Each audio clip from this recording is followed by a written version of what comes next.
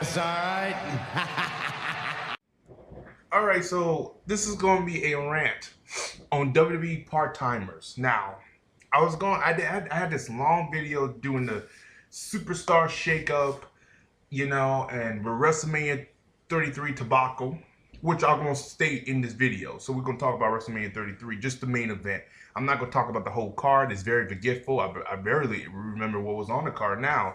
That's what happens when you want to put a show for 7 fucking hours, trying to make it the big ass spectacle, and everybody forget about the big ass spectacle. I remember WrestleMania 21. That was years ago. How great it was, how contained it was, how they made main event stars. I don't think they haven't had made a main event star at a WrestleMania since, let's quote unquote, Daniel Bryan. But again, they didn't make them; the fans made them. So it is what it is. Now, this video is directly about the part-timers. Now, I don't have a problem with the part-timers winning championships. I don't have a problem with the part-timers winning matches against the young guys. But I do have a problem with the fact of when they win, they don't get their rematch. When they lose the title, they don't get their rematch. Quote unquote Kevin Owens. CM Punk stated this in the interview back in 2014 when he left. He lost the Brock, he goes. He lost to Taker, he goes home. He lost to Brock, he goes. Where's the fucking my rematch? And he has a point. Where is these guys' rematch? Where do these guys get their come-ups? Where can they get their rematch clause? Not even just for the championship, but the match they sell with the opponent. Because losing, like, now Kevin Owens got a worse loss than any superstar I've seen, because he lost in how many, a minute and so many seconds? That's not good. Because that makes your champion look like shit. And your superstar look like shit. And that's not what you're supposed to do. And then towards the end, they made Kevin Owens of the old.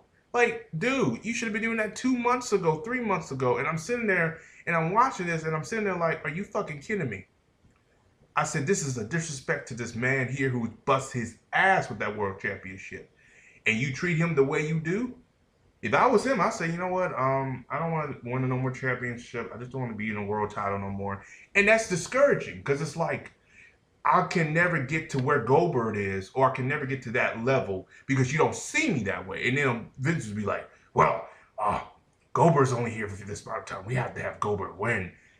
No, you don't. Kevin Owens could have won, or better yet, make a triple threat match and make the match better than what we got at WrestleMania. I'm not saying the match with Goldberg and Brock Lesnar was bad, but thinking Kevin Owens was in that match could have been better.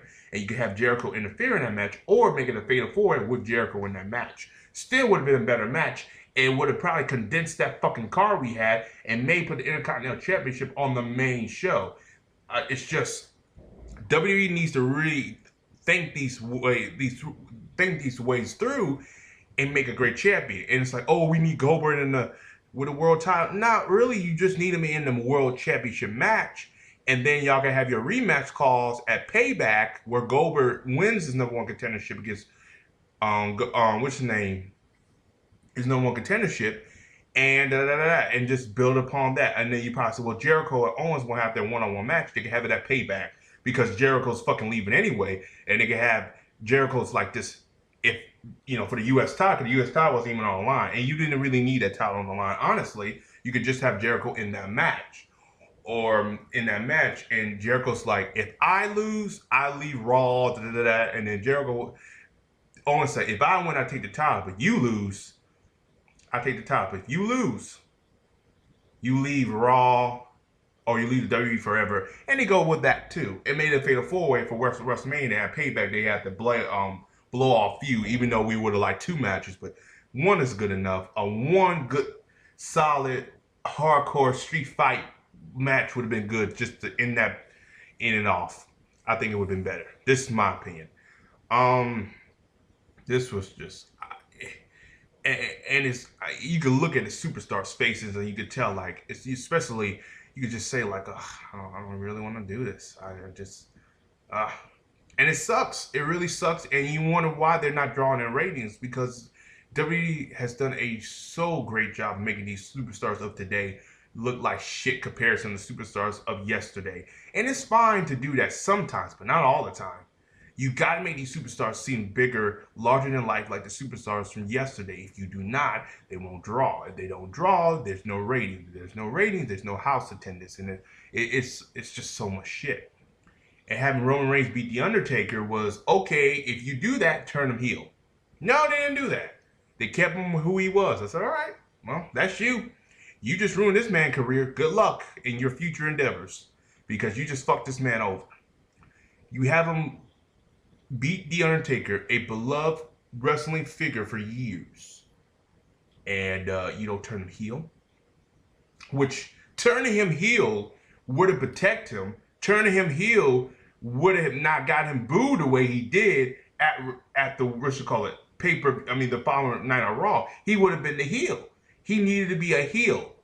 The heel persona works because doing that type of shit, the only way it works because Shawn Michaels, Ric Flair, that worked because Shawn and Rick, they're, Shawn is like a babyface. I mean, there's nothing he can do to turn himself heel unless he hurts Daniel Bryan or AJ Styles. But even then, it's still people would cheer for Michaels.